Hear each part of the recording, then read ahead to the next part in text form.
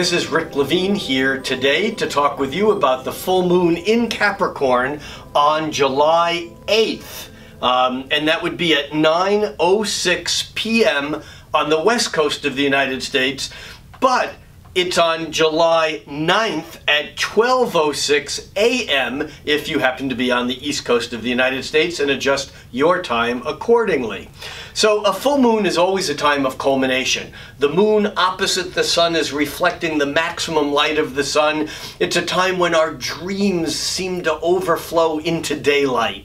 At a new moon, the energy is quiet. The moon and the sun are together. At the full moon, the subconscious, the emotions are overflowing. And this particular full moon in Capricorn is very, very powerful. First of all, Capricorn is the sign of restraint, emotional restraint. Capricorn is opposite Cancer, and Cancer is a feeling sign. It's an emotional sign. In fact, the sun in Cancer now is lined up with Mars. Mars is the hot, fiery, direct, angry red planet, and the sun lined up with Mars in Cancer would be expressive and fiery and direct, but Cancer often hides behind a protective wall.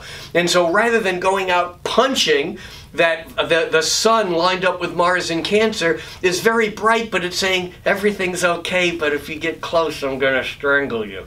There's that sense of that Cancer energy aggresses by pulling the energy in. It's passive aggression in a way.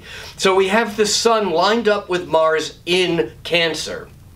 The full moon in Capricorn, Capricorn wanting to hold emotions in place, because Capricorn wants stability. It's an earth sign, and so the Capricorn moon likes to calculate and likes to make sure it knows where its feelings are going. This full moon in Capricorn is not only opposite the sun and Mars, but it's lined up with Pluto. Pluto, Darth Pluto, the Lord of Darkness, the underworld.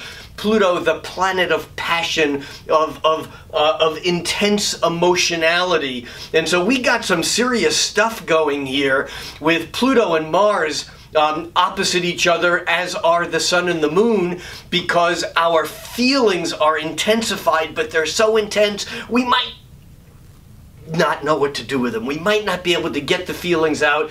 The other thing here of importance at this full moon is that Mars, which is lined up with the sun, is also quincunx. That's an aspect of annoyance. It's an aspect of irritation, of adjustment. Mars is quincunx Saturn. Mars is hot and fiery. Saturn is cold and calculating. So here's the deal. We have a really difficult time trying to find a place that's comfortable, trying to find a place where we can feel our feelings to the fullest and yet restrain them in such a way that we can manage the energy without going into denial. It's a tricky one. Good luck to you all. For Tarot.com, I'm Rick Levine.